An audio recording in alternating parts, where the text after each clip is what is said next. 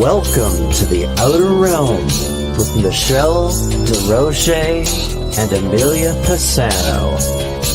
Airing live on the United Public Radio Network, 105.3 FM in New Orleans.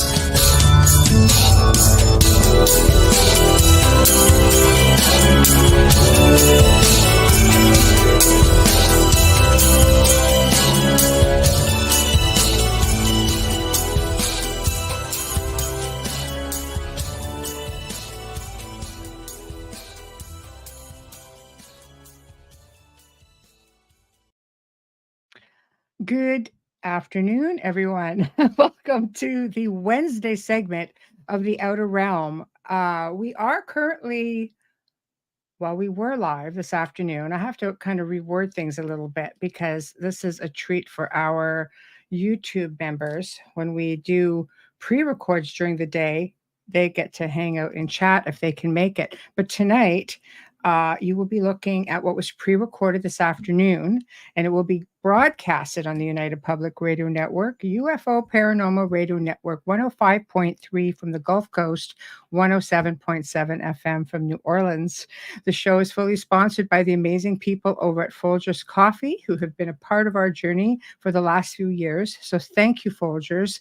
We couldn't do it without you, nor would we want to. Your family.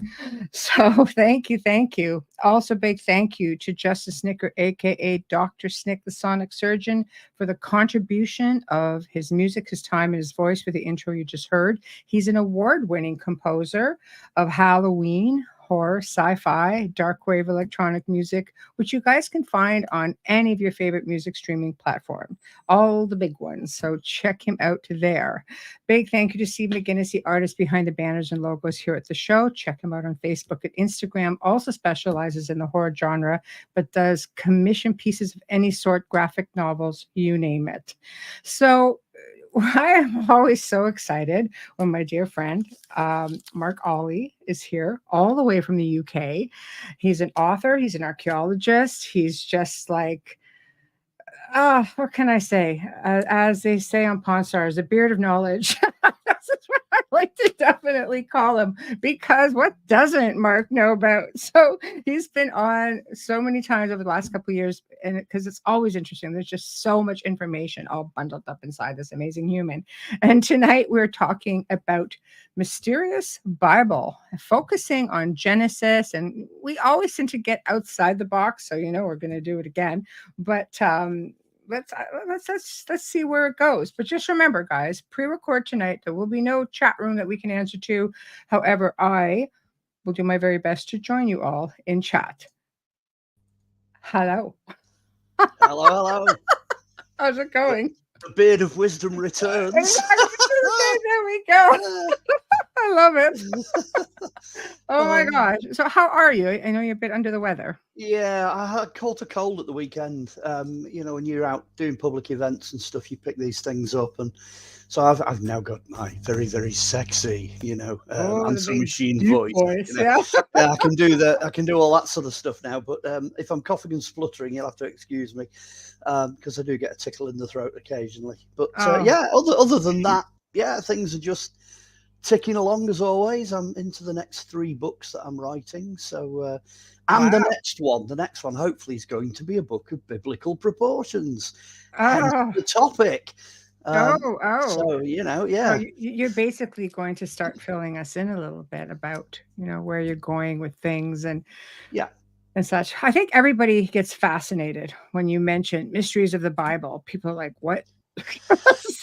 Because realistically, it's just full of all kinds of different information and stories. And I mean, I always go back to Enoch because I'm just, it's just that, or Ezekiel's wheel, there's just things in there that it leaves you pondering and going, well, what if? Like, what was that all about, actually?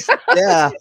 And Where I did love that come from? Yeah, I love any book that could leave me like that, wondering, especially one that is supposed to, give you so much information from like thousands of years ago. So you're focusing on Genesis primarily, or are you going to be focusing on just everything? Oh wow! Well, tonight we'll probably just about make it through like the Genesis mysteries, because there are dozens of them. I mean, if we go off piece, we always do. So hey, we'll just go with it. Plus the fact we've got the addition tonight that folks can actually message in, which is going to cause chaos. It always does. Well, we're during the day. Let's hope so. During the day, yeah, during the wakey people. Yeah, it's tonight here. It's afternoon where you are. So, it is. Yes. Yeah, and I have made this recording live, especially just for our YouTube people. So sometimes, they're around, other times it's just like, it's summer, which makes it really tough. We might be enjoying the sunshine. We get whoever we get. So, but book I'm writing, which at the moment it's got the working title, Keys to the Templar, or Keys to the Templars. That goes everywhere. That just covers everything. Right. Primarily, it's looking at the bits that got left out. So there's the 66 books of the Bible are in there. They're all in there because that's obviously the basis of the book. Right. And bits in there that have got left out as well. There's so many mysteries in there that people don't talk about, things that you don't get, that don't get mentioned. Right. And people are like, oh, I'm sorry, you can't talk about that, like Jesus's relationship to the ladies and what have you, all that, I just don't hold cautiously. That's right. Going in there. But it became obvious earlier on. I mean, this I'm going backwards with this now, because you look at the Knights Templar, because as an archaeologist historian, I'm looking at the Templars. You look at the Templars and you look at the 66 books in the Bible and you go, hang on a minute, where the hell did the Templars get that from? Where's this coming from? Why do they do that? Why is this ceremony and that ceremony different? And what were they accused of doing? Why were they accused of doing that? Then you discover that there's an Old Testament Apocrypha, a New Testament Apocrypha, and most shockingly recently, I've only discovered that the Dead Sea Scrolls that we found in like 1945, 1947 and after had already been found hundreds of years before, if not over 1,000 years before, because there are accounts straddled through, Roman, Greek, and Jewish history of people going out into the desert, blundering into caves and pulling out scrolls, which I've said all along. I've said, there's stuff that they're doing that's not coming out of the 66 books that we've had forever, stuff that's coming out of other extra apocryphal material. So I set myself a really easy task. I thought, like everybody does, I'll read the Dead Sea Scrolls, I'll read the Nag Hammadi library, I'll have a look at all the extra stuff, and see where it takes me. I think it's took about 47 years to get through it all so far. And every time I think I've finished, they go and publish another one. So like the last couple of years, the Gospel of Judas, and I'm like, I've got to read that now, So, so this kind of constant, Right. The other thing you need to remember as well is all of the quote books, all of the separate, they're all separate, so like Genesis, Exodus, Leviticus, so on and so on. These are all separate scrolls. So if you thought of going back and sort of having a look in a library, say in, 100 AD or whatever, you just have a wall full of scrolls. You wouldn't have the book we've got now. No, that's true. That wasn't how it was. So most people pick up the Bible and they go, hey, I'll start at the beginning. And they start at Genesis 1. And then they don't get past sort of the second or third scroll because they're not, they're struggling to read it in order.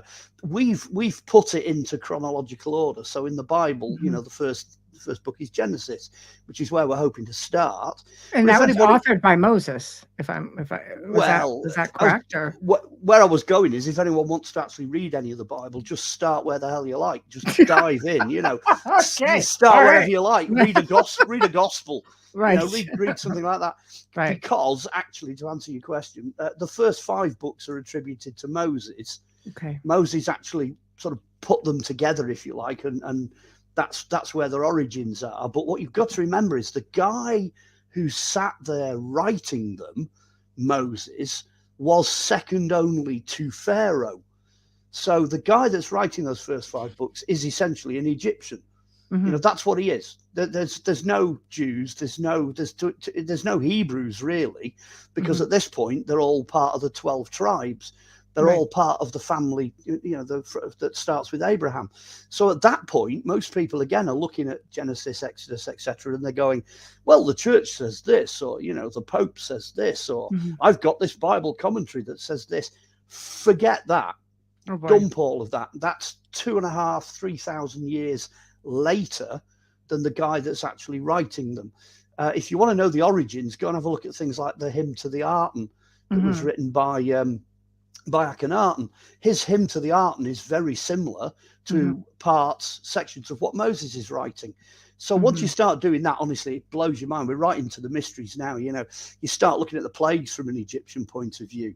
And basically those plagues, the 10 plagues, all humiliate certain Egyptian gods, very specific ones like Sarida, the locust god, and Het, which is the frog god, and things like that. When you look at the gods, you can identify which pharaoh was being humiliated, because those gods were only worshipped in Egypt in their entirety at a certain point in history. So little details like that people seem to have completely overlooked, they're really important. I'll give you another one. Let's give you a few examples while we're into it. Okay. Yes, let's do that. Okay. Moses, he's a child of the descendants from Abraham. So obviously the pharaohs eventually think these descendants are getting too many. They decide they're going to wipe them out. So Moses' mum decides to hide him in a basket of reeds and goes to the other side of the River Nile and dumps him in, which is a great little fairy story to tell in Sunday school. That's where we kind of know it from. Okay. But, and there's the kicker, the side that she puts him in on is the other world, and he drifts across the sacred River Nile into our world, which makes him a god, according to the Egyptians. The entire of the Egyptian creation was made out of a raft of reeds that rose to the surface of the waters. She does it knowing that Pharaoh's daughter is going to be keeping an Egyptian ceremony on the banks opposite where she puts him in. Crazy. So Pharaoh's daughter looks up and she's like, oh, hell, there's a god coming straight towards me in a basket of reeds from the other world. So it's timing. It's perfect. It's absolutely perfect when you look at it from an Egyptian point of view. So she fishes him out of the sacred River Nile, goes up the street to Pharaoh in his palace and goes, you're not going to believe this, but the gods have sent us a little god on a little raft of reeds who's just come across on exactly the right ceremony at exactly the right time. And I've just fished him out. And the Pharaoh just goes, right, well, it's clear what we've got to do here. He's second only to Pharaoh. Ta-da! And he gets this amazing position. Now, yes, there's a lot of divine stuff going on there. There's, the whole God thing going on in the background. None of that could have happened without certain things falling into place. But all of a sudden, I've just told you a completely different story, because I've read that as an Egyptian would read it. Right. Yes. That's what archaeologists and you're ordained as well. Yes, like you are. Yeah. I did my 3 years at Bible college and got me. There you go. I don't use me letters. You're outing me now. I don't tend to use me letters. I've got that certificate of ministry diploma of biblical studies. Right. Well, I wanted to mention that because we are, the topic, right? So yeah, I've got the whole you know a thing or two, basically. Yeah. Okay. So yeah. Anyway, there's loads of that when you start getting into the whole Pharaoh thing, right? Him knowing what to do and how environmental circumstances are going to play out when he does his plagues. He knows that there's an environmental disaster coming because he knows what's coming further up the Nile. He's obviously studied his environment. So, Nile goes red because, there's some, all this red stuff's been washed into the river. It kills all the fish. Then you get your flies, the locusts, take away the crops, which wash more red stuff into the river. The frogs then all die. They come up, So a lot of that stuff that happens early on in the plagues, when you know a lot about Egypt, that's an environmental disaster. You're talking 21st century common sense here to the environmentalists. They can actually identify what's going on there and go, yeah, we know exactly what's happening. We can see that. And Moses, 3,500 years ago, he could see it too. He knew what was going on. I think he was alive around about 1360-ish BC. I think he's contemporary with Akhenaten. A lot of people don't, but there's a book by a guy called David Roll called A Test of Time, and he has a look at the Egyptian chronology, and I'm sort of a big fan of the way he reshuffles it. Right. The Egyptians, if they didn't like somebody, just obliterated them. They did on everything, even the mummies. mummies. Loads and loads. Yes. So we're missing tons. I mean, even Hatshepsut, who was a female, pharaoh, she was pushed out by subsequent dynasties. Akhenaten's an interesting one because his DNA is Celtic. He's basically a European Celt with an extended skull. So that's where you get the whole Akhenaten dynasty, which also raises questions. That's for a whole other show. But whoa, yeah. Well, just to keep dropping the bombshell here, 65% of my DNA is the same as Tutankhamun's, because I'm a Central European Celt by DNA. So I've Akhenaten as well. That's right. Well, I've got a match. The son of Akhenaten. It's archaeology. I'm a very, very, very distant ancestor of people that created him. Whether or not we all came from the same place or not, that, like you say, that's you'll have to do that, on another night, because there's so much information. We can do that. Well, the little known fact is that there were Celtic mercenaries that served under Akhenaten as warriors, and who also, clearly rose up to power and became a dynasty. So do you think that's why, Mark, just sidetracking for a quick moment, do you think that contributed a little bit to the crossover of knowledge between the Druids and the ancient mystery schools of Egypt? Do you think? Ooh. I know. It's another show, but just give us a little. Well, we're still on topic, aren't we? So the answer is yes. The answer is yes. Okay. The general opinion of what went on, it's a legend that we have over here, and it's a legend relating to a lady called Scotia. The best book to get hold of is one called Kingdom of the Ark. It's a difficult read because it's written by somebody who's big into archaeology, so it's a little bit dry, but basically it covers the foundation legend of the Scots, the Scotia. The Scotia can trace their legendary ancestry all the way back to northern Italy. But the journey that these Celtic mercenaries made, again, about 1400 BC, the journey starts in northern Italy. They then go from there into Egypt and work as mercenaries. They then, the dynasty collapses, and one of the daughters of Akhenaten then gathers up all of these Celts and leaves Egypt, and her name's Mary Tartan. She then goes across the Mediterranean and settles in Spain, where they're not particularly welcome. So again, after a short stay in Spain, they come out of the Pillars of Hercules, turn right, and settle in Southern Ireland she becomes renamed as Scotia. So Mary Tartan is Scotia, Queen Scotia, who then starts the Scots, who actually are Irish. They actually take over Ireland. The thing I like about the book, though, is because it's written by an archaeologist. The archaeologist is not taking any prisoners. So what this lady does is she goes down to Southern Ireland and she has a chat with the people who live in Southern Ireland, and they basically say, yeah, we know all about Scotia. Yeah, she's buried under a mound next to the local pub. So next minute, they're in there, archaeologists, 1990s this was, they're digging the mound of Scotia and found in the middle of the mound the burial of an Egyptian princess. Complete with collar, the whole Egyptian regalia, the whole 9 yards. And that's how the book, The Kingdom of the Ark, that's how it ends. It doesn't just end with maybe it's here or maybe it's there or whatever. They actually do find the body of Scotia. So what's interesting there, of course, is eventually the Irish move across the Irish Sea and they settle in Scotland. So actually the Scots are biologically the descendants from Scotia, which is where my family came from 1,000 years ago. So it comes as no surprise to me that DNA trail, which I've just given you, goes all the way back to Akhenaten and his dynasty. Crazy. But let's get back on subject though, because you've got this amazing thing where Moses and Pharaoh decide they're going to have it out with each other in the royal chamber. So Pharaoh's got his royal staffs, which are snakes, which is what royalty has, because they have the arubus, which comes out on the front. That's the power symbol, if you like, of Egyptian royalty. Well, Aaron and Moses, they've got staffs as well. So basically, one of them chucks their staff down, it turns into a snake. The two guys with Pharaoh throw their staffs down, they turn into snakes.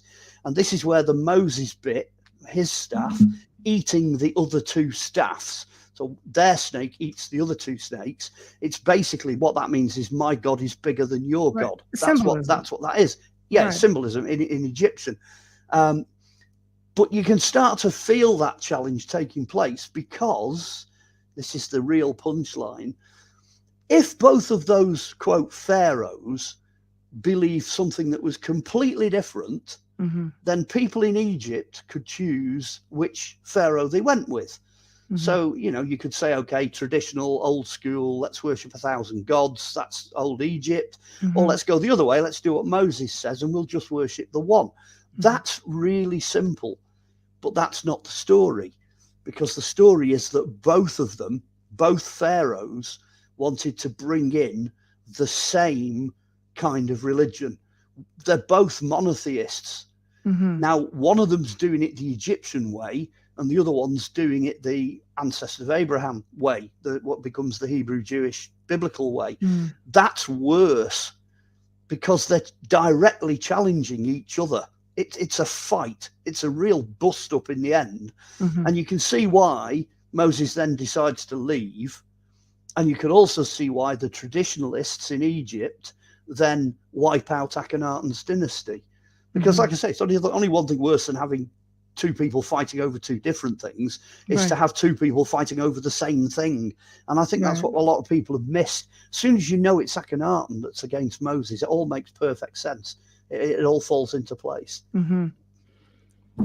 Wow, jeepers.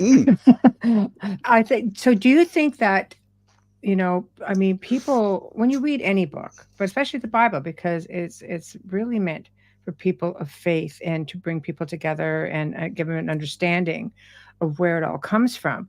Do you think that there's so much symbolism in there and people are taking it literal without actually giving thought to what's really going on? I mean, I think, because just listen to your story, because I know there's a whole lot. I know quite a bit about symbolism. So for me, I can pick off certain things, but it's almost like you have to take a course just to understand.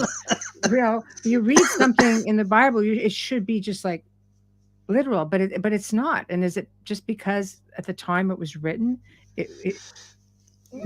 I can feel your pain. It kind of goes off in two directions. There's a big word involved, and the big word is contextualization. And the problem we've got is we've had 2,000 years of the Bible being dragged out of context. So people have sort of captured it and used it for their own means. So they've made the Bible basically mean whatever they wanted it to mean. Well, lost in translation too, right? Translation, transliteration, Sure, they modernize everything. the language, and it goes all over the place. Don't even get me started on what's wrong with it linguistically. But it's not a bad go at trying to get it right now.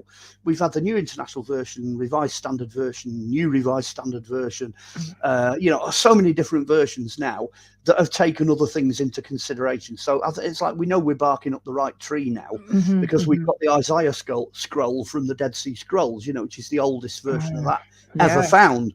So you can do it. 2,000 years ago, we know that what they had is very similar now to what we've got now. So we can kind of get around the translation problems to some degree. The Dead Sea Scroll, but that more Gnostic? Gnosticism? Wow, they go all over the place. That's going to be maybe we'll touch on it later, but I'm a bit of a Gnostic at heart here, so. Well, so am I. That's what we're doing. We're kind of kicking knowledge around now, so and I'm letting so many cats out of the bag, it's unreal. But the contextualization thing is people read the Bible, but they don't take the trouble to have a look at it from a historical point of view. Okay. Most of them don't go back and say, okay, what would this have meant 3,500 years ago? Or in Jesus's case, what would this have meant 2,000 years ago? People, this is aimed at academics as well, don't put in the work, which, sometimes I sympathize with the Catholic Church having the Vatican Library, because they're all sat there. They're all sat on top of this material. And when you look at what happened to the 66 scrolls that ended up in the Bible and how that's been pulled and tugged and made into goodness knows what, if I was the Pope and I was sat in the Vatican, I'd be like, do you know what? I just don't want this to happen again. You know, so I kind of sympathize with that.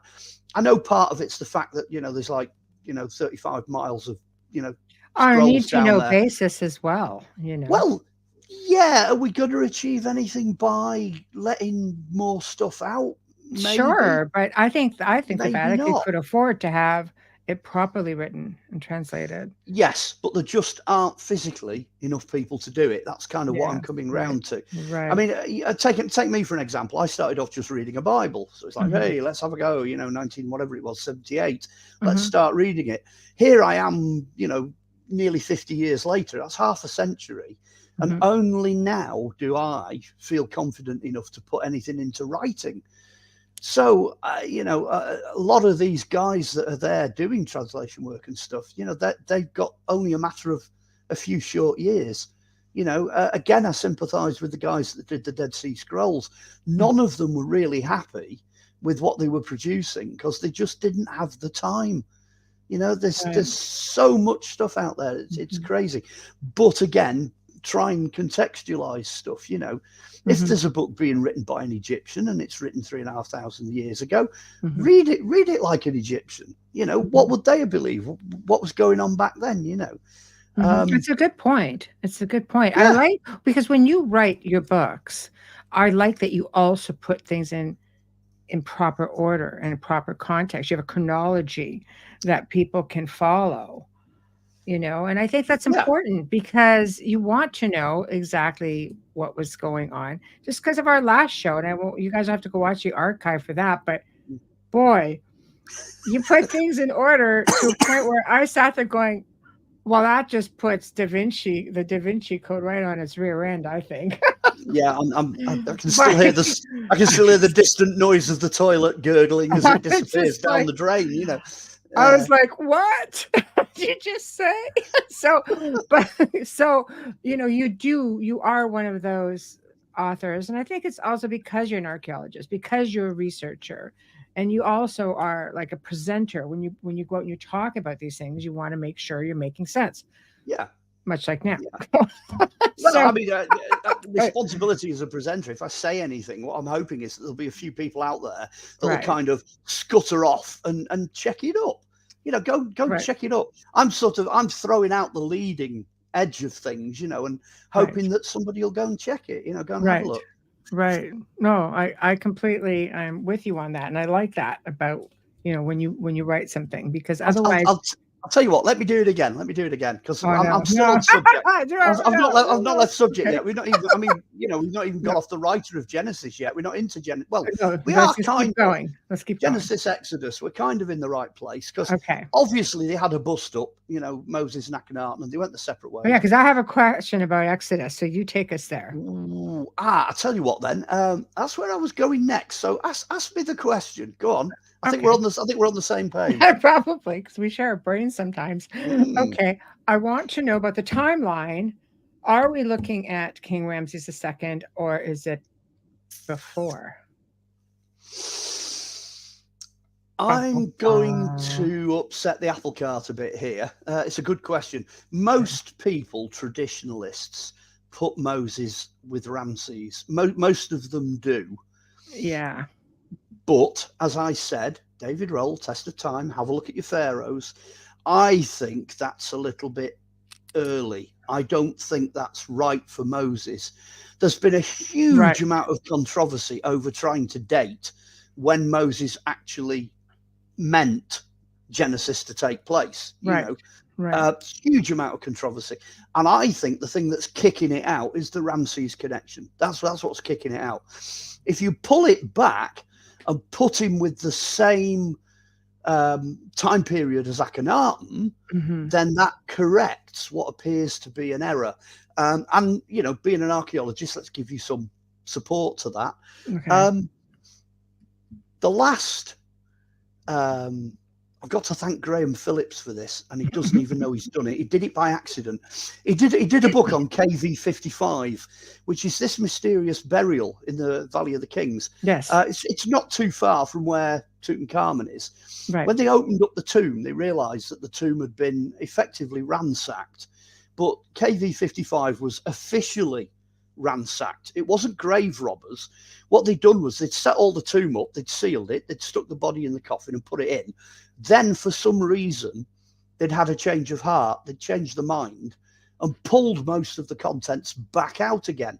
But what was interesting with Graham Phillips's book is he makes mention of the fact that it looked like they left in a hurry, because they dropped a lot of stuff, they broke a lot of stuff. You know, they were quite keen to clear that tomb out like the clappers. Now, the other thing is we've also got the mummy. They think that the mummy, generally speaking, they think it's a guy called Smenkhare. Now, Smenkhare is fairly widely known to be Tutankhamun's elder brother. Okay, Akhenaten's the dad, Smenkhare's, the elder brother, Tutankhamun's the younger brother, and then there's a whole shed load of sisters. Now, they've tested that, they've done the DNA, and that is pretty much what the situation is, which means if it was Moses that upset the apple cart, Smenkhare is the firstborn son of Akhenaten who would have died in the plague. Now, that's the bit that Graham Phillips missed. I met him at a conference back in the 1990s. He just released the book. He did that talk on stage, and I went up to him at the end and I went, "Oh, Graham, why didn't you give him the punchline?" And Graham's like, "What punchline?" He'd missed it. Death of the firstborn. He'd missed it. He said, "Oh, I'm gonna have to go back and rewrite that." So I think it's in the book now, but it wasn't when it. And that predates Moses. Or I mean, that predates Ramses. Ramses was his tomb was in front of Tutankhamun, which means it came after, which means Tutankhamun was preserved, while Ramses got ransacked. Exactly. That. So there's a timeline right there. This KV55 is interesting though, because it is the death of the firstborn. That's why they took everything out, left in a panic. And now, I isn't think that the one they thought was the tomb of Ramses' sons or kids? It's one of them, yeah, but it's not. It's not. No, right. No, he's related to Akhenaten. So it's now thought that a lot of the stuff that was taken out of there finished up in Tutankhamun's tomb. So that is a good example of how some of the pieces start to fit when you put Moses with Akhenaten. The other thing, which is where I was going, is the other thing. You see that going? Yeah. That was my brain. Well, the next thing that happens, obviously, then is Exodus. You know what I mean? They all up sticks and they go, because the angel of death's just obliterated most of Egypt, and that's it. So the Egyptians want them out. So the Egyptians pile them all up with stuff and kick them out. So they get kicked out. They wander around all over the place. So I won't go into that, because there's all sorts of things happen while they're wandering around. But one of the first things that happen is they get to the Red Sea. Now, at the Red Sea, at this point, whoever the Pharaoh was is absolutely furious and sends his army after them. So there you go. You've got them being pursued by the army. The actual place, the crossing place, has always been known. Now, I know we've had all these people searching for it. They've been looking for, where did Moses cross the Red Sea, and all this, that, and the other. It's always been known because of a guy called Ron Wyatt, an Egyptian amateur archaeologist who is extraordinarily professional. Same guy that found the Ark? Is it the same guy? Yeah, same guy, Australian. Okay. Just trying to place it. Okay. He followed the route to where he thought it was, and it's on another arm. It's a different arm. There's two arms to the Red Sea. One that goes off and separates Egypt, but there's another one called the Reed Sea, and that's between the desert and Arabia. And now what he did at the Reed Sea, this other bit, Gulf of Akbar, it's the Gulf of Akbar. He got to where he thought the crossing place was, and there's this big stone column with Solomonic script written on it that says, "This is the place where Moses crossed the Red Sea." And there's one on the other side as well, on the Arabian side, another pillar that says, "This is the place where Moses crossed the Red Sea." So it's like, hey, come on, the arrows are pointing. But him being him, he wasn't satisfied with that. He got divers to go in on this like platform. There's like a sort of I can't describe it, like a reef, a sort of platform that goes across at this point. Yes. So the water's shallower. So he dumped the divers in, went in there, filmed it. Lo and behold, it's covered in bits of chariots, human bones, horses' hooves. But the most important find is that there's an 18th dynasty gold chariot wheel down there that actually nails the time period for Moses. Again, you've got another datable artifact. But it was just mistranslation again, not the Red Sea, but the Sea of Reeds. The Reed Sea, which is in fact the Gulf of Akbar. Now, when you go across there, it gets more exciting, because if you actually follow the route that then picks up, you finish up at Mount Sinai, which the Bible actually tells you is in Arabia. So the other Mount Sinai, the one that Emperor Constantine the Great, the Roman guy, decided where it was in the 4th century, is a fake. It's a decoy. They always used to do this. They used to move holy sites so the pilgrims would stay off them. So that one's a fake.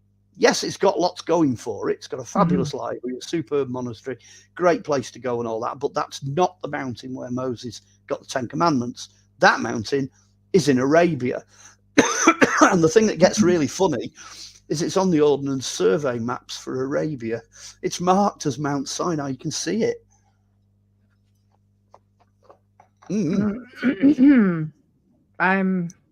Now the archaeologists again did this area and the geography and this mountain with this top burnt black, and there's an altar there made of stone with calves all over it where the golden calf thing took place. There's even a proto-Jewish altar there with what looks like the foundations of the tabernacle next to it. All the signs are there. And it's so compelling that the Arabian government have declared it an archaeological site of supreme importance. Well, Arabia, they do it differently, because over there, anything that's archaeological belongs to the royal family. So it's a crown site. And there's this wonderful big sign there that basically says trespassers will be shot. So you're not allowed to go on there. It's all fenced off with guard towers and things like that. So it's still protected. But we know where it is. So we know where the crossing is. We know where the Mount Sinai is. Right. So we know where the real one is. Do you need to get a drink? No, I've got one here, but actually the drink's making it worse. I made a mistake. So I put some soluble like aspirin things in here, and it's killing me. It's not good. I've not done bad. I made it through that. You're doing okay, because when you're sick, it always gets worse at night too, and it is night for you. So yeah. Anyway, that's. There's a whole string of other bits. I mean, if you read Exodus, there's lots of different things that Moses does. He stops at this oasis, he stops at that oasis, he has rows with the people here, he gets 10 Commandments here. There's so many, he builds altars, he does all this different stuff. And you can actually plot them. When you know where the crossing is, you know where Mount Sinai is, you can see how that plays out. But there's no way anybody's going to be digging around in Arabia with a shovel anytime soon. That's not going to happen, which I'm actually quite pleased about. Some things need to be left protected. alone, I think. Yes. Yeah. So we're basically tracing the Exodus back to the time of Akhenaten then. I would say so. I would say that's so. Very, very fascinating to me. Yeah. All the different pieces of evidence that are scattered around seem to point to that period being, well, crucially important, which would explain why, for example, the hymn to the Arton ends up creeping into Moses' writings. It would explain why monotheism explodes at almost the same time as Akhenaten. It grows from that, It would make sense. Yeah. Yeah. It just somehow it just kind of tidies up the loose ends, gets rid of the baggage. It kind of makes sense of it all. Yet he dies, and they literally just wipe out everything that he was. They go back. They do try to do that. Yeah, but at the same time as that's happening on a worldwide scale, the guys with the enormous heads, the kind of extended head people, if you like, they're all like public enemy number one. They start to be targeted. So I think there's another agenda running there somewhere in the background, Well, let's explore it. Okay. So, we have headbanding, which or skull binding, which is, a lot of different cultures around the world do it. So you're looking at Akhenaten and others of his line. There's the theory that they may not be of this world. Well, you're wandering into Crystal Skulls and Human Heads, which is the book. Which is how we started our very first show, just saying. It was, yes. You managed to. There you go. You see. Right. So while we're on topic, do you think? Can do. Do you think that's also a reason why Akhenaten would have been so willing, to come in with the whole theory of the one God, getting away from the multiple gods? Well, I think these guys with the enormous heads they were supercomputers. I've said it before. They're walking wet computers. They've got 3.5 times the size brain capacity that we have. And clearly one of the number one biggest prehistoric obsessions is the heavens. Everything, no matter what it is aligned to something in the heavens. So these guys with the big heads must have that knowledge. They must have known about not just technology, not just about the planet, not just about the environment, but also about the heavens. Well, Gnosticism speaks about the heavens and the stars, and they're well aware. We're just getting the fragments of history. We're getting whatever has survived through to us. And there is 2 different kinds of these guys with the big heads. Like you say, there's cradle boarding and head binding, which is where ordinary human beings try to make the baby's heads bigger. So clearly there's an advantage. There is an advantage for having that, that bigger head, the bigger brain. But what they're trying to do is they're trying to copy a natural genetic form of that giant head. And we know that exists because, for example, the Paracas right up to 500 years ago were giving birth to babies with these enormous heads. There wasn't time for them to modify them. So there is a genetic form. There's no doubt about it. I think Akhenaten is a member of that genetic family. His daughters, 1 or 2 of his daughters had enormous heads. You wouldn't believe how big they were. Tutankhamun is slightly bigger. The back of his head slightly bigger. So the boys were less affected by that than the girls. The girls have these stretched heads. And Nefertiti, we couldn't really see her, but I believe that she was also. Yeah, the ladies. It's funny as well because as late as the medieval times in Europe, they were bringing ladies with these enormous heads into Europe from Russia. They were actually buying them to have them in their household. So clearly the people with these bigger heads are, it's like going out and buying the latest Pentium, with the latest program on it. These people are enormously clever. When they're in Egypt, though, and this is getting well and truly back on track, when these guys with these enormous heads are in Egypt, it starts to make sense of things like the Baghdad battery, the Saqqara glider, the light bulbs have been depicted that Daniken goes crazy about, pyramids, mathematics, the drilling operations. Because they were brilliant. Yeah, moving stones, things like that. All that kind of technology, which, because we assumed they were more primitive in the past, we couldn't actually see most of that. But now that's gone. We can see it in a very modern way. But these people with enormous heads, they're perfectly capable of doing that sort of thing.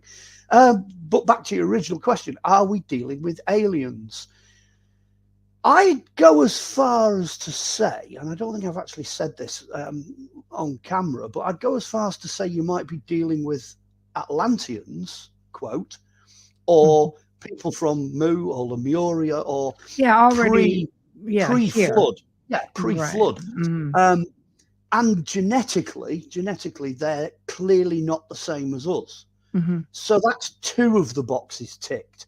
Well, there's a big belief that many of them, they don't necessarily come from the stars, they were here before us. They were already here. How far back you go, it depends on your identification. Because you back into Genesis again, we're actually still on topic. Because the question of where they came from, got this idea of angels descending. You've got this idea of super races, people breeding with other people, producing all kinds of different things. If you go to the angels and demons, what effect did that have? Because clearly something had happened before we even got into Genesis and what happened in the Garden of Eden, that's a story. Before then, clearly there was something else. It states it clearly. It says, in the beginning, the earth was without form and void, and the Spirit moved upon the waters. Well, the earth was already there in the beginning, and so were the waters. And it's interesting that form and void in Hebrew is two words, tohu and bohu, both of which mean desolation at the displeasure of God. So what it's implying is the earth's already been judged. So it's like, the prequel has already happened to the movie, and what we're doing now is starting with the movie. We're coming in sort of part way through with Genesis. It's not the absolute beginning. We get loads of hints of it. You'd love the Gnostic writings. I mean, some of the extra biblical stuff I've been reading. That's the appeal of books like Enoch and what have you, because that attempts to fill in what's missing from the beginning before Genesis. That's where a lot of people are getting the angelic stuff from is Enoch. And it nearly made it into the Old Testament. It was on the shelf with the other scrolls.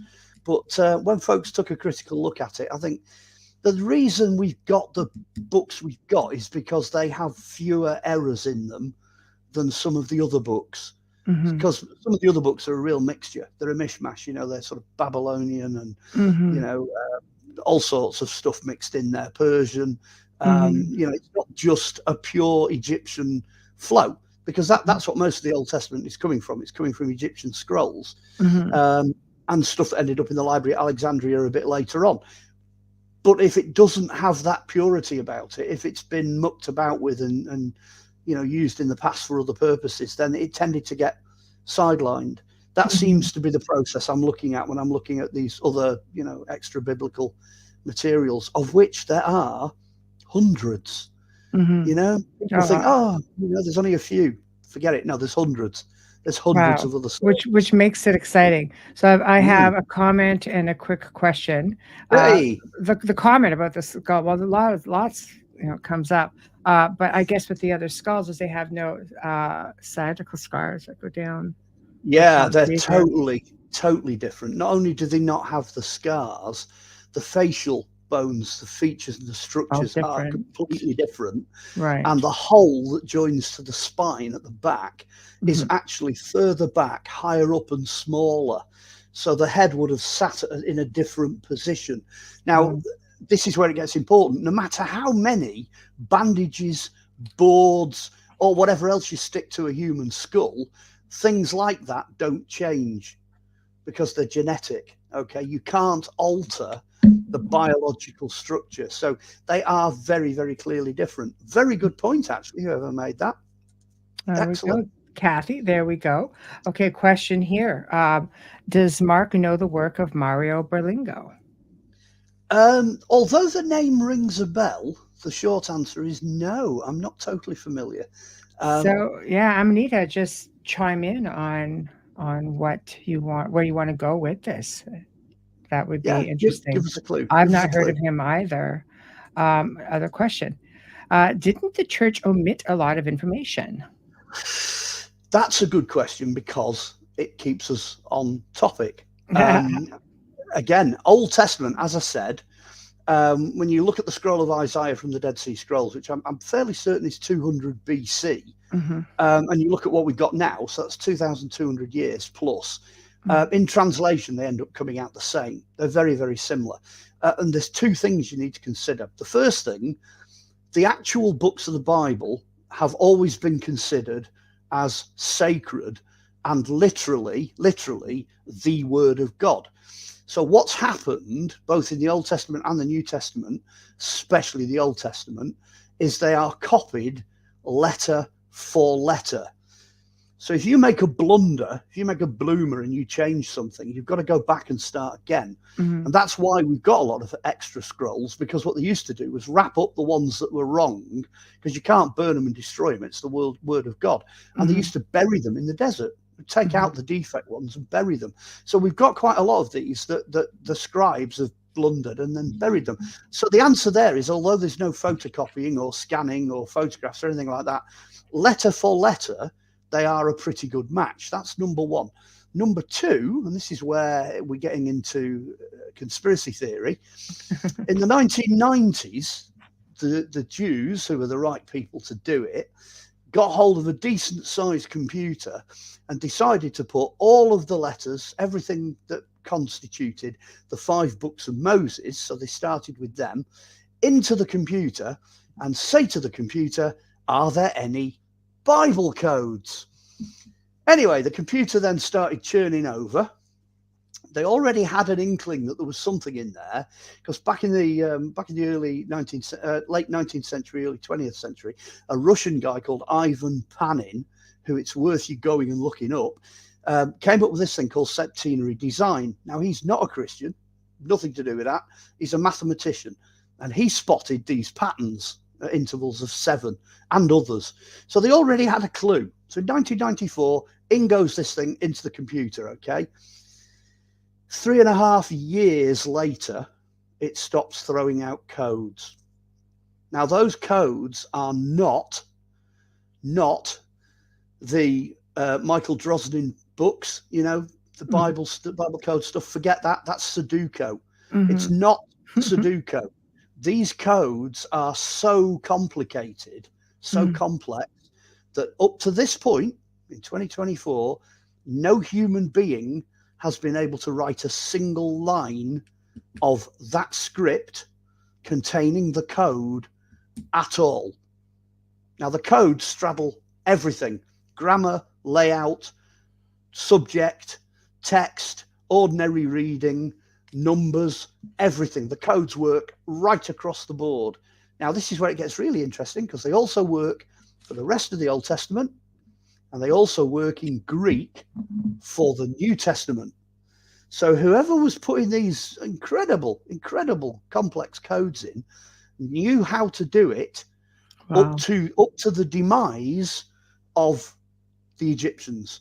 When the hieroglyphs finish and discontinue and they die out under the Romans around about 500 AD, these codes come to an end. The ability to produce them stops, which means we've got, number 2, a way of testing whether any of these books have been tampered with or added to. Because if they fail, then clearly there's something wrong with them. Now, the 66 books we've got don't fail. They all contain complex codes, even down to Mark, where the end of it, Mark used to end at 16, but now it ends further on because somebody tacked on an extra bit at the end just to round the story up. When you get to that, the Bible codes all change, but they're still there. So whoever put the ending on knew exactly what they were doing.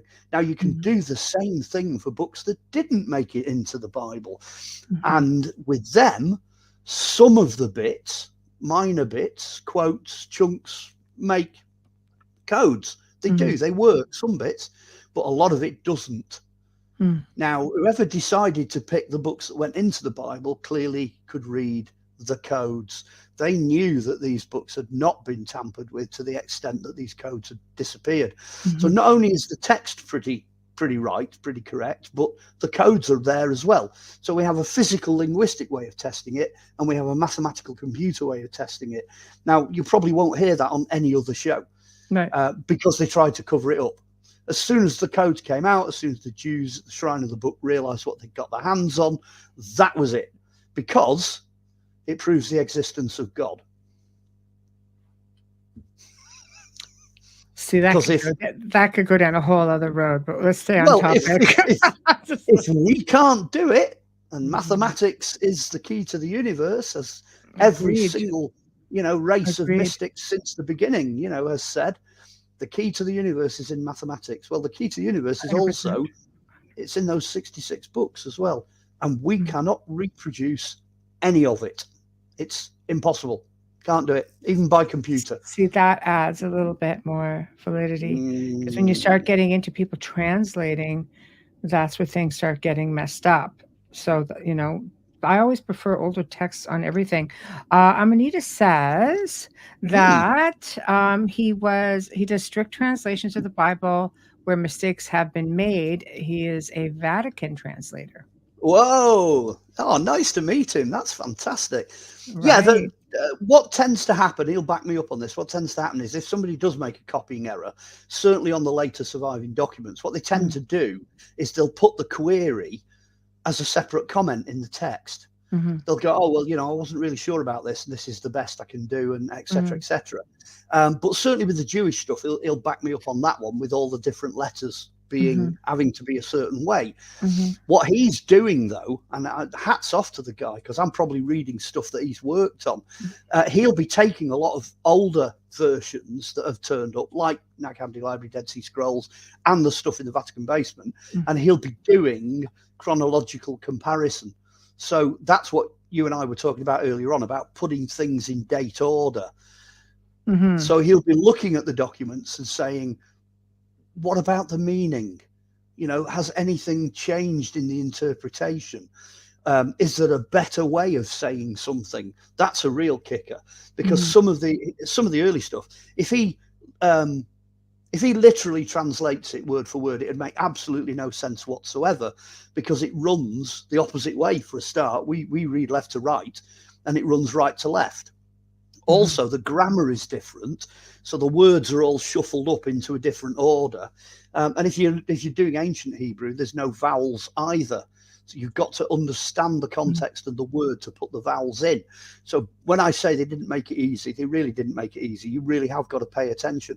But hats off to that. I mean, fantastic. If he's actually picking up on any of the scribal blunders, that's brilliant. But again, I imagine he'd also back me up on the scroll of Isaiah. When they got hold of that and they started looking at that in the Dead Sea Scrolls, people were genuinely shocked at how similar that was to the closest surviving sort of medieval versions and what have you. Somebody had done a hell of a job over 1,000 years in keeping the thing on track.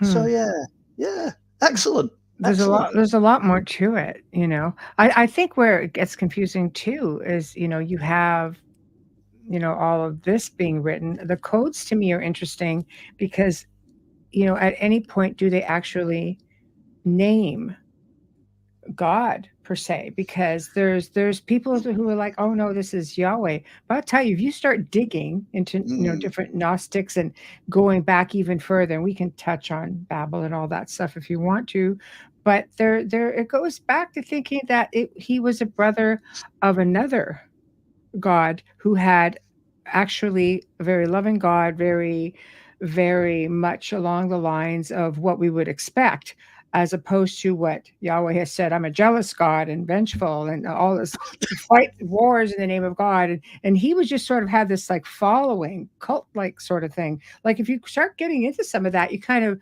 leave yourself wondering, going, well, I would understand why they try to demonize so many of the pagan or other cultural deities to incorporate their own. And I don't want to just blop off the name on the air, but I can blop it off afterwards. But because I don't want to go off track too much, No, you're not. You're absolutely not off track. In fact, what you've done is you brought it back to Genesis. You've actually, by asking that question, by raising that as an issue, because the problem with Yahweh, which is YHWH, that's what that is. That's in the Hebrew letters, which gets translated as Lord or Adonai or, so on and so on.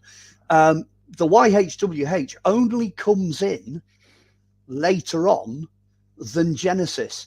In Genesis, what you're looking for is El. So you got El Shaddai, El Nisai, El Elohim, multiple names, not necessarily multiple gods, but in that context in Genesis, it's El. And the interesting thing about the prefix El is it's neuter. It's not male or female. It's got no gender or anything. It's just neutral. And it's an aspect of whatever this God is. Now, the thing with Genesis, you've got to bear this in mind, that the Bible is like an ongoing revelation. It goes on over hundreds and hundreds of years, and people sort of get to know what God is all about over a long period of time. Back to your chronology again. So you can't really argue that, Yahweh, like 10 books down, is not the same as Elohim in, because it's time. A huge amount of time has passed in getting to know what's going on there. But the God, this is it, the God in Genesis is neuter, and also, in some extent, is plural. Because you've got verses like, it's kind of a digression, but it isn't. You've got verses like, it says it multiple times, no man, no human being has seen God and lived. So the next question is, well, who was walking in the garden? Who was Adam bumped into walking in the garden? Well, the answer is, at some point when everything came into physical being, there was a physical form of God, which is, over the whole of the Bible, taken to be Jesus. He is the physical form, if you follow the theology all the way through. So it's a pre-existent form, if you like, pre-birth form of the physical form of God. So for every time that, a supreme angel or God or whatever pops up, it's usually you're dealing with Jesus.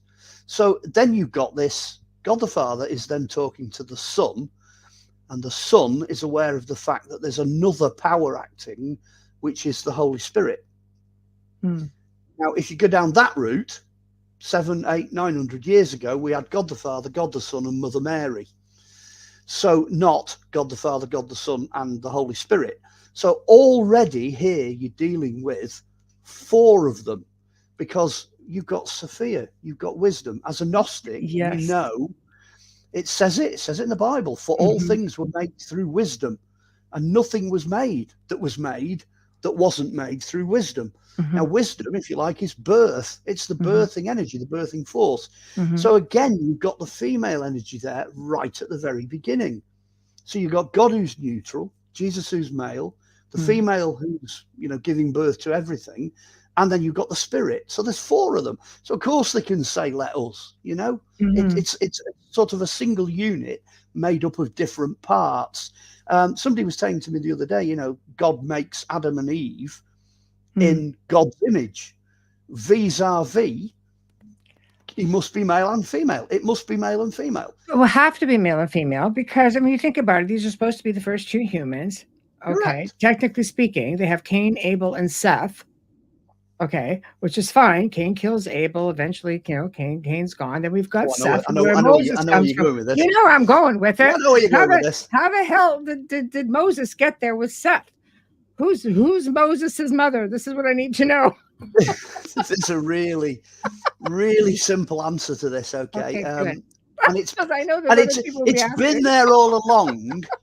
But these people that kind of throw out black clouds to confuse the issue.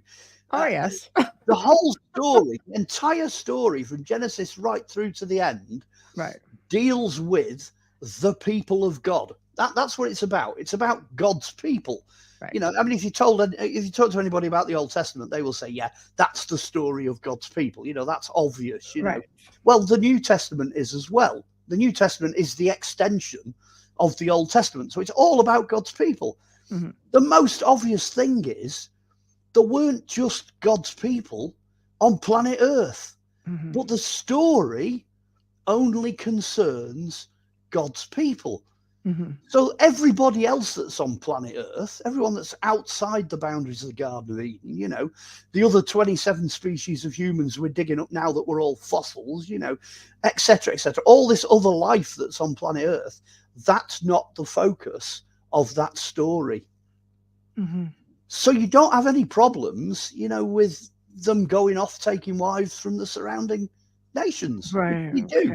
Okay. There's all these other names pop up, and everyone goes, "Ha! Where did that come from? It's got to be incest, and this." Well, no, he's got to get away from somewhere. Just figuring where to get her. Well, all they do is they go outside the gates of the Garden of Eden, where the Garden of Eden was, and go and find somebody else. Well, simple. When you're being technical, because it's very technical. This is the first man, first woman.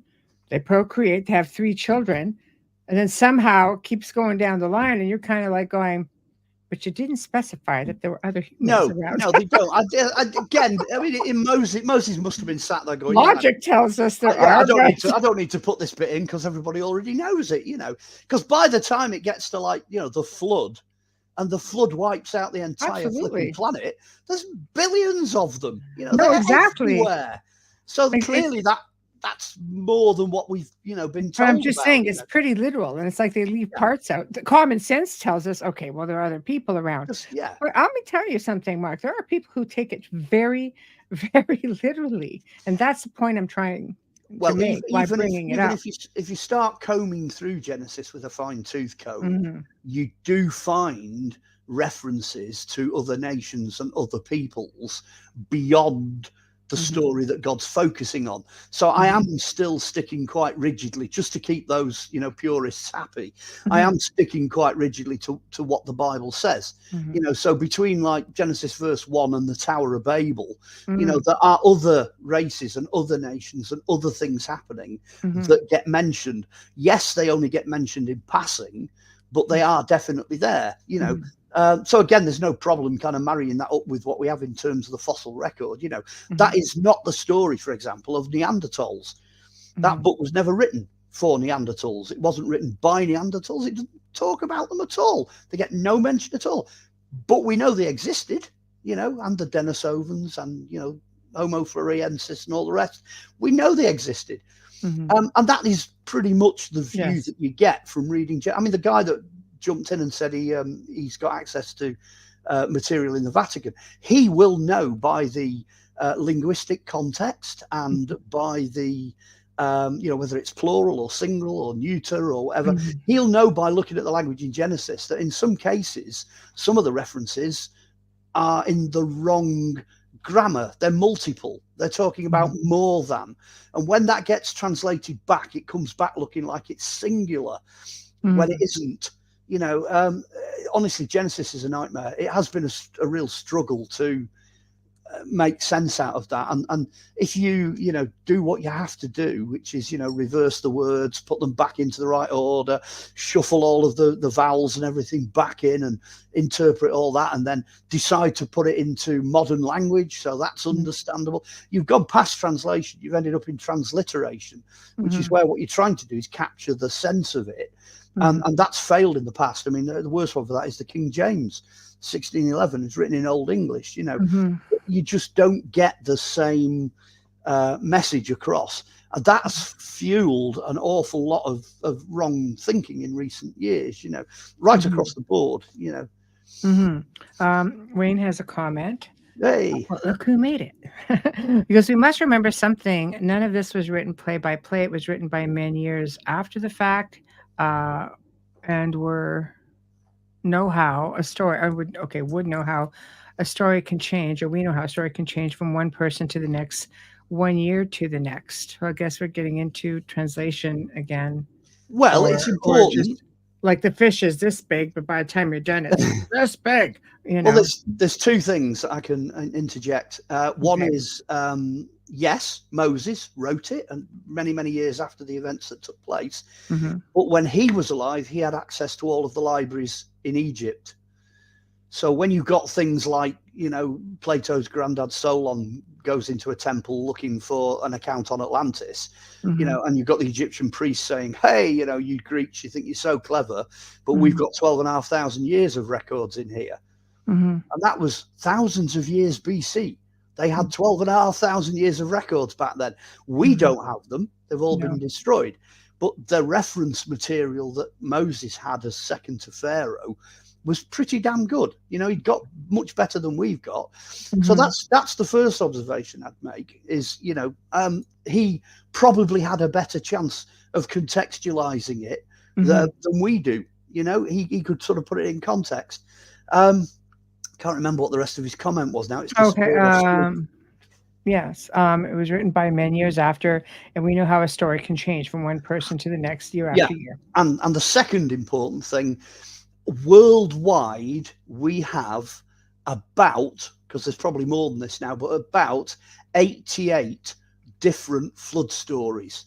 So everybody's got that bit, right the way from the Eskimos down to the Aborigines. Everybody has a flood story. And generally speaking, they all agree on what happened, the plot, and how mankind was saved. So I would say, by comparison, go outside the biblical material and have a look at what else is out there. I think by comparison, Moses did a fairly good job. When he was putting it together, I think he went out and checked his facts. Bearing in mind there wasn't any of the rest of the Bible at that point. He's actually starting the job. He's got a blank slate. So when you know that, when you actually know he had more resources available to him than we've got now on a massive scale, and when you know that even the resources that have survived tend to agree with him, I think we're on a fairly safe grounds. Yeah, I think he probably might have got one or two bits of it, like the size of the ark, for example. He's got quite a substantial boat, but the one in the Babylonian epics, it's bigger. I think his is 3 floors high and the Babylonian one's 7 floors high. I think the Moses one displaces something like 225,000 tons displacement. The Babylonian one is like 680,000 tons displacement. It's huge. It's massive. It's bigger than anything like the Titanic. It's huge. So clearly he is getting some of those facts either rationalized or he's copying them differently or whatever. But I think the general idea, the general plot, I think he's probably got it right. So that anyway, that's my response. Go and have a look at some of the other stories, because there are loads of creation myths. Yeah, let's go. Let's go. Yeah, let's no, seriously. I mean, I like the fact that you had mentioned in the last show, though, just staying on Moses for one quick moment.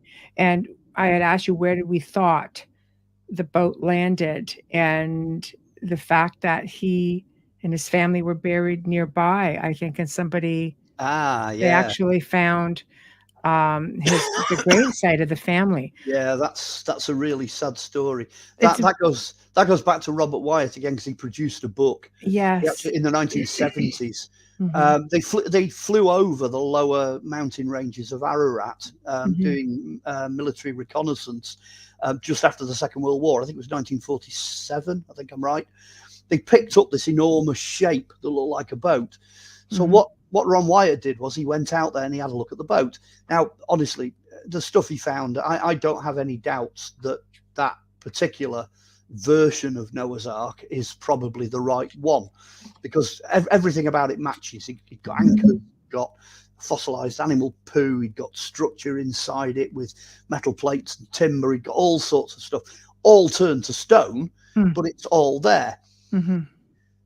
So we know where that is. We know where Noah's Ark is. And the sad part of it was that he expanded the search beyond, and he was taken to this little village in the middle of nowhere on that range of mountains. And next to the village, he was shown what was supposed to be the grave of Moses and his wife. And they both had gravestones and marker stones on the grave.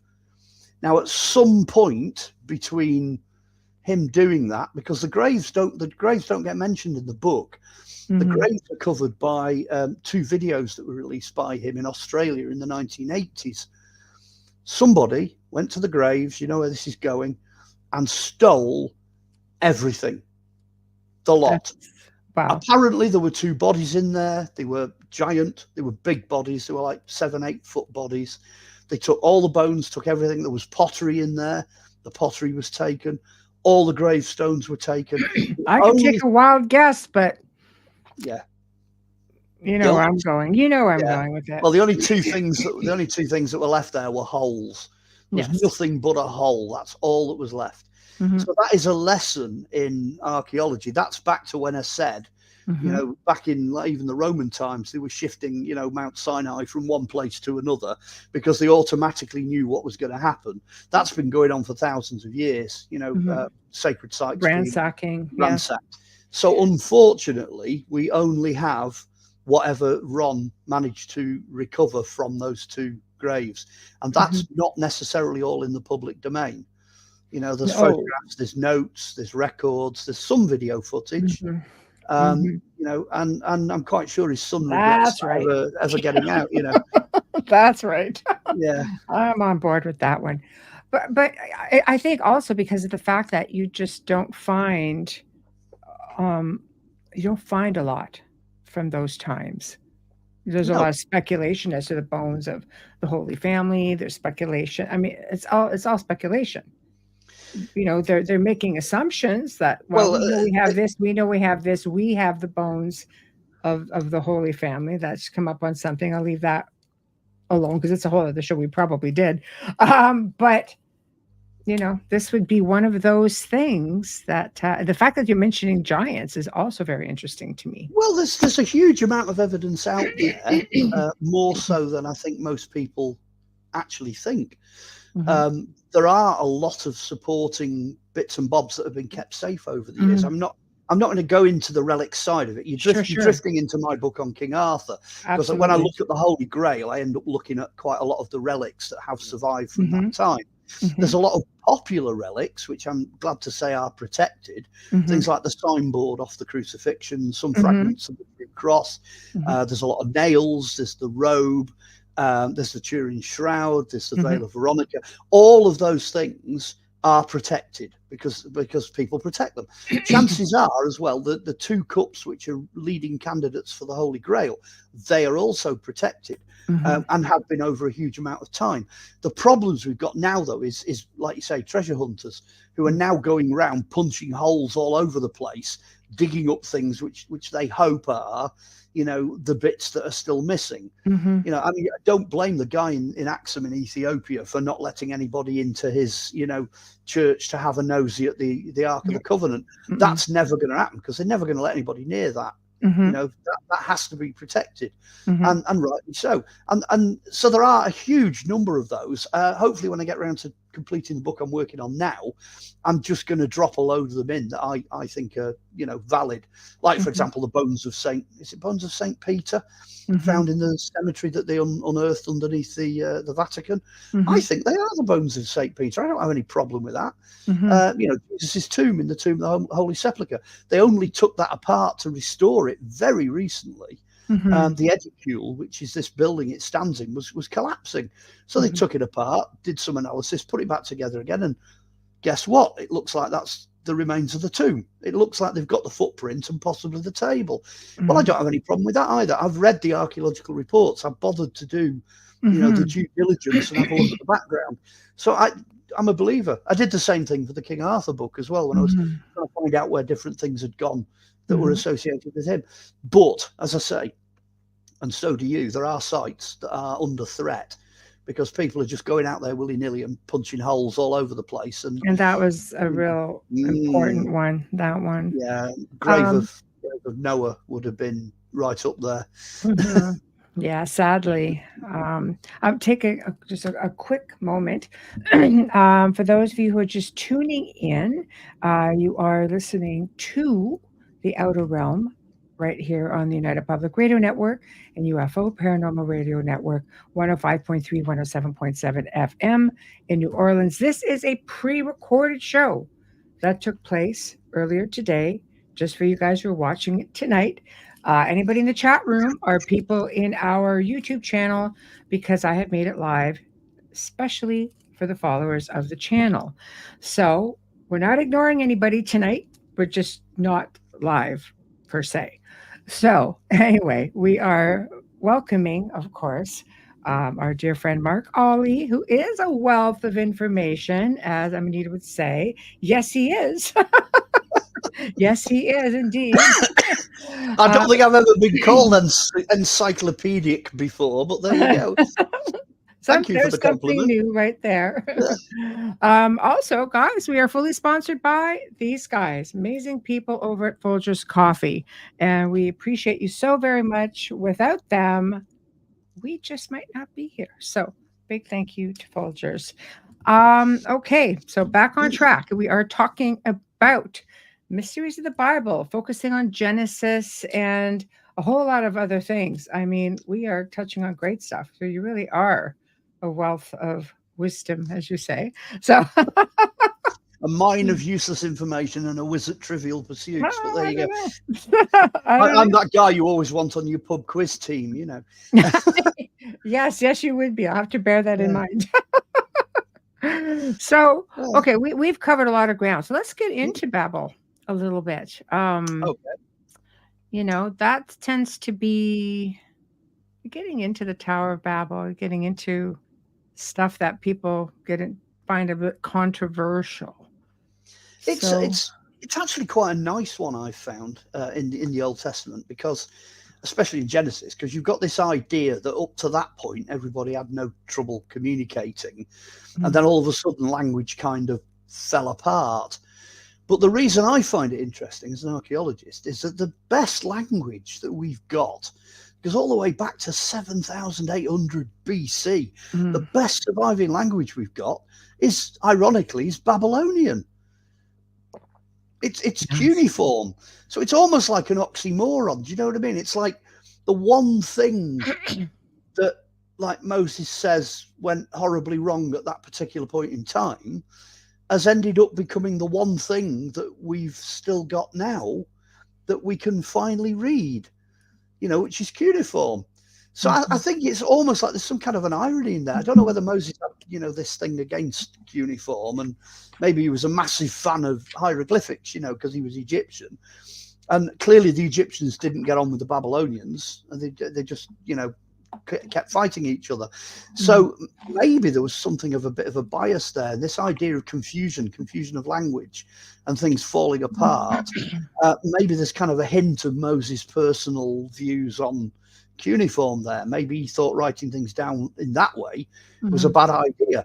But the other irony as well is that a lot of the Babylonian stuff that has survived, as I've already mentioned, like the Ark and the Flood and all those kind of stories, the bits we can read kind of back up the Old Testament in so many ways. There's kind of a real overlap there.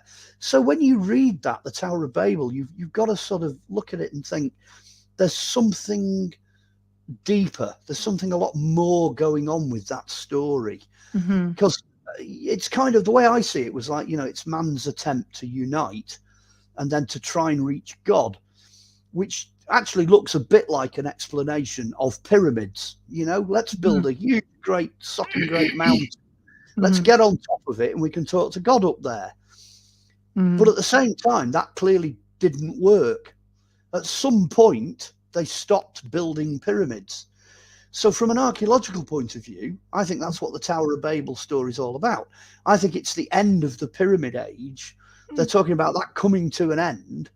And then all the different people then who communicated all over the world then cease to communicate. It all begins to die out in all the different areas all over planet Earth. Maybe the language that was confused actually in reality included mathematics. Somewhere something went wrong and the whole thing imploded. So when you actually start to marry it up with what we know now, it's beginning to look like it's not just a confusion amongst the builders. It's not just a bust up in the Babylonian camp. It's reflecting something bigger than that, wider than that. Anyway, that's kind of how I look at it. So the Tower of Babel is a turning point. Genesis is full of really important turning points. You could almost ignore the subject matter and just look at the major points, like when did humanity go wrong? When did we get the idea that, wisdom, intelligence, and somehow we were better than everything else? Well, it's the serpent in the Garden of Eden. When do we get this idea that we're out in the world having to survive? Getting kicked out of Eden. When did the flood come? Because we've got the flood in fossil records. Was it a meteorite? Was it, ice caps melting? Who knows? Is that a marker for the end of the ice age? But clearly it affected everybody. It's in every culture all over the world. It would make sense.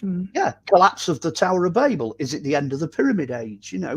I'm not necessarily answering any of these questions. I'm just saying Moses clearly had a handle on quite a lot of major changes, really big, social changes that affected specifically Homo sapiens. It's what affects us. And Genesis is actually as current now as ever it was. It's dealing with the beginnings of the issues that we're now looking at as current, because we're at the end of the ice age. We're the ice age that started thawing out, geologically. Well, the ice caps are getting smaller, well, slightly smaller. The north one is anyway, the south one's, on and off. Things are clearly changing. Continental drift, everything floating apart. The world's changing, wipe out of the fossil record and all the rest of it. The flood, extinction, etc. These are modern day issues, the internet, solves the problem of language. You've now got the flip phone, that translates. I won't give it a plug, but you know which one I mean. The one that flips up, it'll put language on both sides. It's Star Trek, and it's the universal translator, but we've got it now. So we've solved the Babel problem. We're dealing now with issues that Moses was dealing with, 5,500 years ago in some cases, with the scrolls that he was rewriting. Genesis, amazing. I put up a couple of comments. I think it was the end of us communicating telepathically. That's a big one. Well, most people are probably going to think that I'm going to jump in now and go, "Wow, what a load of rubbish." I'm actually not, because these guys with the enormous heads, crystal skulls and human heads, have speculated that the back of the brain, the bit that's bigger, is things like, telepathy, survival skills, contact with divinity, creativity, mathematics and computing. It's that bit. It's not your conscious bit. It's not your thought bit. Yes, that's a bit bigger. I wouldn't want to try and creep up on one of these guys. I think he'd hear me coming 1,000 miles away.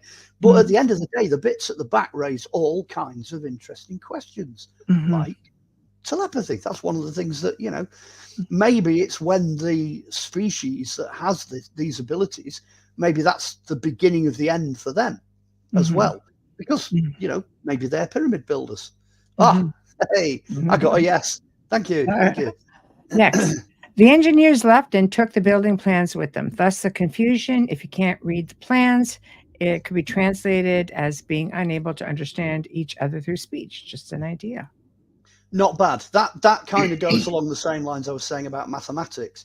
If you have a massive disagreement and a bust up on, as we know, mathematics has different systems. There's different ways of approaching it.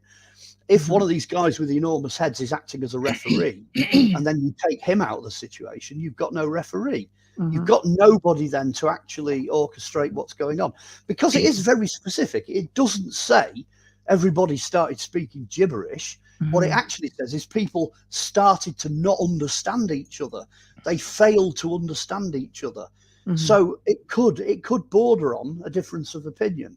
It could just be they wanted to do one way and somebody wanted to do it another way. And, clearly by the time, if you look at the pyramid building in Egypt, because we're still in Genesis here, if you go and look at the pyramid building in Egypt, one or two of those pyramids went horribly wrong. You've got the bent pyramid at Desrochers. Yes, if they'd have kept going with that, it would have been flipping enormous and it would have just collapsed. Exactly. So, there's enough out there to say that, yes, somebody somewhere got it wrong, occasionally, which would explain why the Tower of Babel came crashing down. Anyway, we know it did because we've got the archaeology in Babylon to back that up, which again is another thing. There's been 200 or 300 years of archaeologists, antiquarians, grand tour people running around planet Earth, finding where all of this biblical stuff is. So there's a huge amount of not hidden archaeology, but archaeology that's generally not talked about, that does support what we're talking about now. Yes, some of it's wrong, but a lot of it isn't. A lot of it is actually correct. A lot of it's a matter of looking in one place. I mean, the planet has been through so many, wars. I've obviously, the world wars are what damaged so much of that archaeology, especially obviously throughout Europe and England. I mean, you find that yourself as you're so active. Saddam Hussein and the conflict we had in Iran and Iraq. I mean that was a cradle of a lot of that. Babylon went boom. We lost so much. And then we've had terrorists blowing stuff up since then. So yes, goodness only knows what's disappeared. No, that's exactly right. So, but it is nice that we can go back and trace some of this. So, Genesis. Okay, where do we go from the Tower of Babel? Well, you can keep going through Moses, because Babel's first. Obviously, you got the beginning with Garden of Eden. Then you've got I think it's flood, Babel. Then you get into the sort of Mosaic stuff. Sort of that comes along, and then after that, you've then got the development of like the 12 tribes of Israel and how they all then start to settle different areas. Which, you're talking, there's Moses sat there, 3,500 years ago, and he's using records there that are probably much older. So, you know, within his immediate vicinity, there's probably records going back another, you know, couple of thousand years before him. So he's copying those records out like that. And I'm watching the news, you know, 6 o'clock news about what's happening out there in Jerusalem and Palestine and, you know, all what's going on now. That has its origins. The origins of that is in Genesis with Moses. You know, it's like, for goodness sake, we're talking 21st century here. It's yesterday's news today, and it's tomorrow's news today. You know, it's got so much happening. Yeah, I mean, one of the classic things, and I'm not saying this in a bad way, I'm not being judgmental in any way, but in Genesis, when they actually go into the promised land, and you've got, you know, the famous, you know, invasion of Hebrews, as they would be then. They became the Hebrew nations, but the 12 tribes of Israel, they go in and they decide they're going to take the land. You know, this is it, under Joshua and Judges and all this kind of stuff going on in the Old Testament. When all that starts taking place, they are told that the biggest, baddest, nastiest people in the entire land are a race called Philistines. And there's a very specific message comes through.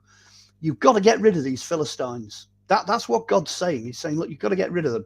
Now, there's a big long list of reasons why, and these guys are not good. You know, the Philistines are not good. There's nothing good about them at all. But they're told to get rid of them.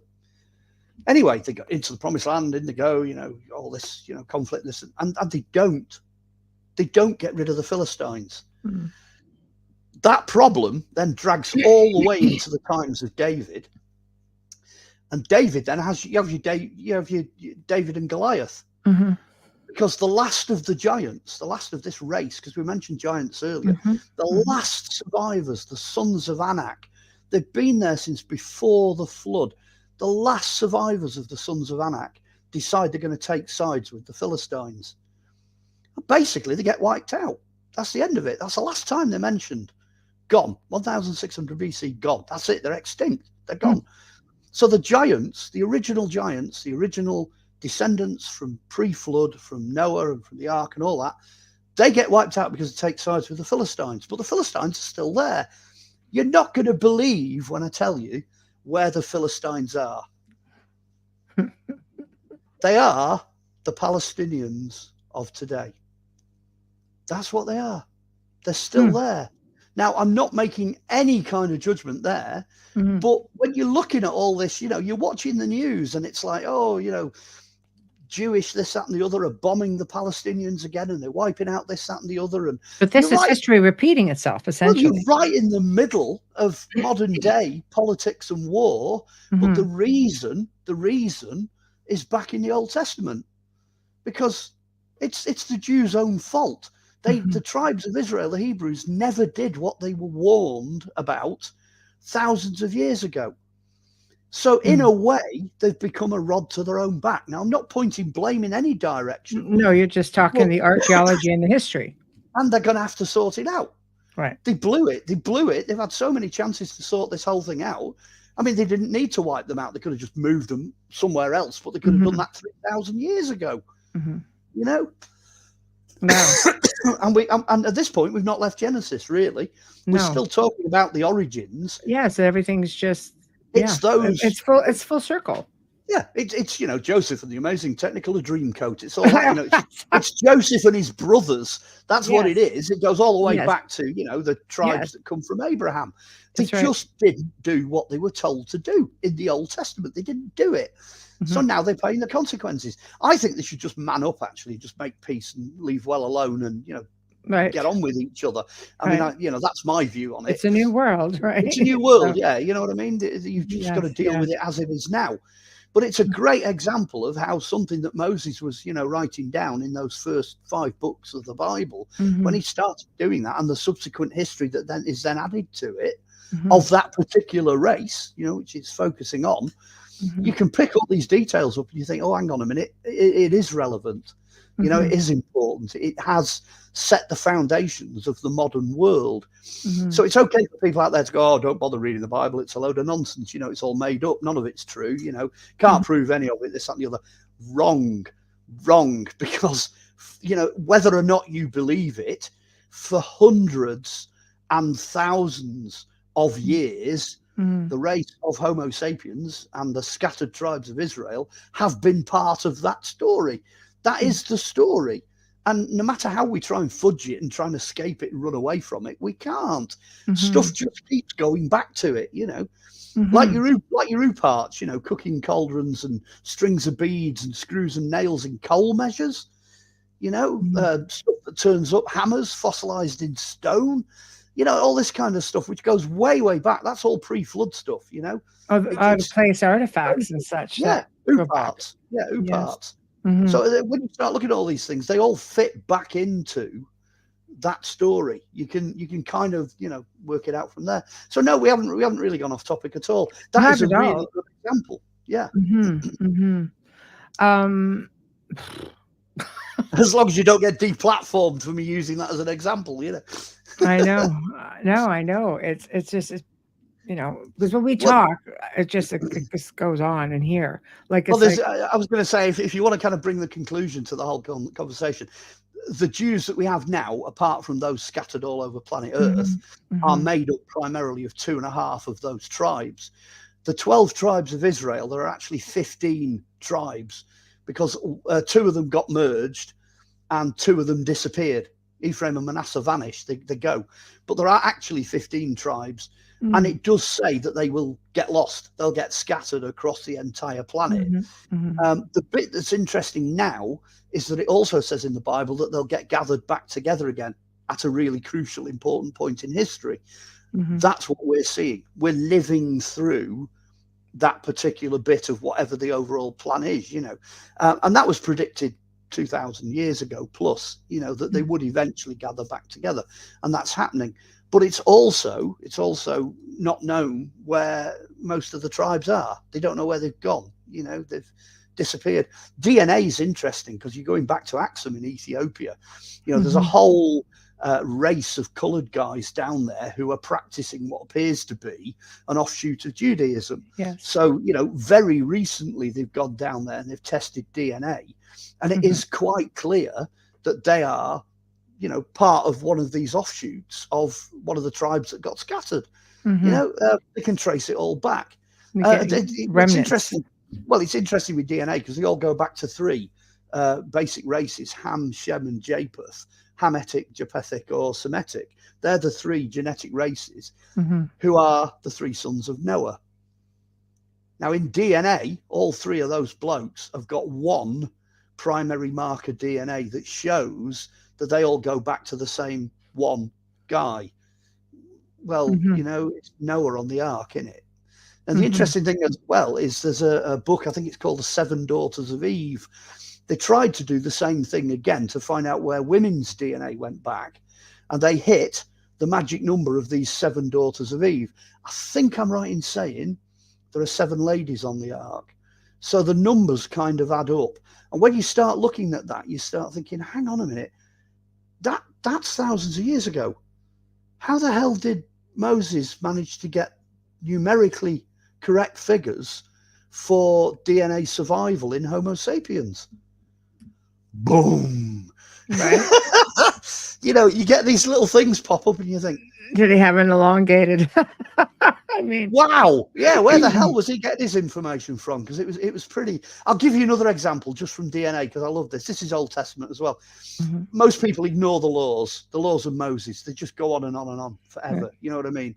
Loads of these laws. And it says, you know, don't eat pig. Now, everybody's looked at that and they've gone, oh, well, the reason they didn't eat pigs is because that particular type of meat goes bad in the desert faster than any other type of meat. Wrong. Because forget monkeys. We're not DNA genetically associated with monkeys. We are 1 chromosome away from a pig. Oh, wow. How did Moses know? Because it raises the question, if we eat pigs, is that cannibalism? Because you're only 1 chromosome away from eating another human being.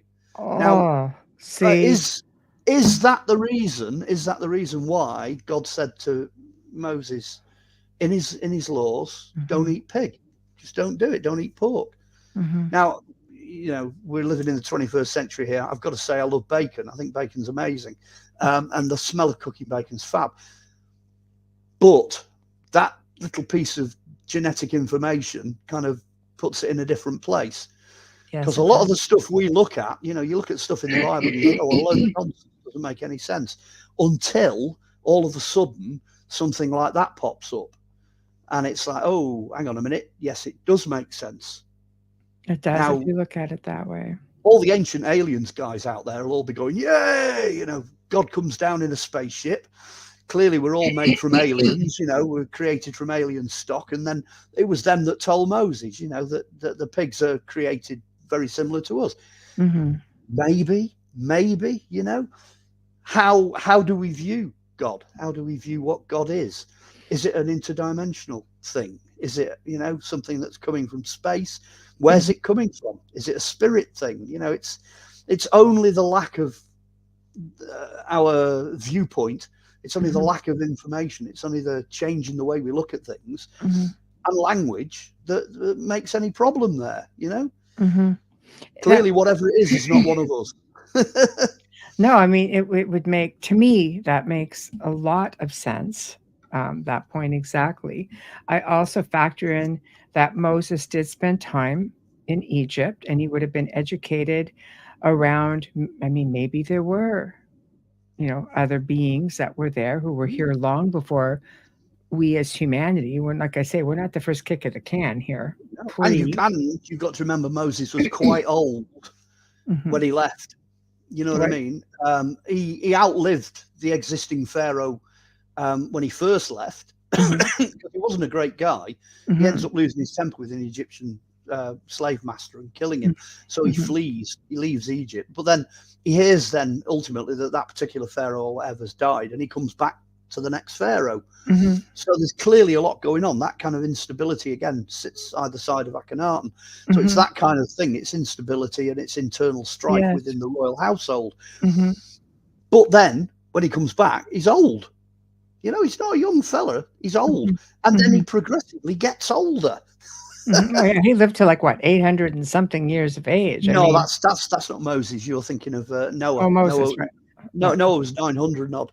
No, I'm just saying Moses as an Egyptian, the guy that's actually writing all this stuff down. He's an old Egyptian guy. Right. Yes. But what I'm saying is Moses would have had access to the libraries. He would have had access to the mystery schools. That was all active in there, where people from different areas of, that part of the world would come in and they would educate themselves. They would educate others. A lot of stuff that came into the Library of Alexandria came from the Wayback Machine, ended up there. There's ancient libraries in Tibet and Romania, the same type of idea. So people definitely moved around. So I think he would have been made privy to stuff that we could only dream about right now from an academic point of view. Well, if you go down that particular rabbit hole, it's quite fabulous, because wherever you go with biblical material, it tends to push you back to Egypt all the time. And the biggest, best kept secret in Christianity has got to be the Coptic Church. The Coptic Church is older and more original than any other, and it's sat bang on top of the source of all the biblical material. The best example I always give is Herod decides he's going to murder all of the babies, so Mary and Joseph decide they're going to flee, they're going to get the hell out of Dodge, and Jesus is about 3 years old at this point, and they go off to Egypt. And Jesus doesn't come back till he's 12. So where do you think he got all his information from? Where do you think Jesus became Jesus? How did he become the person he was when he was 12 years old, arguing with all the experts in the temple in Jerusalem? That's because he'd been in Egypt since he was 3.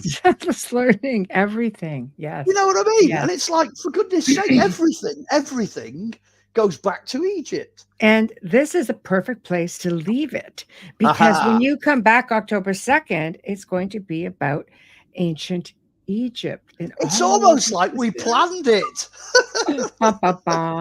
Right? So that's where we're going to leave it. So we could segue right into ancient Egypt, October 2nd, guys. And for those who follow this channel, I will also make that pre-record public, so you all get to partake again and get a bit of a heads up in there.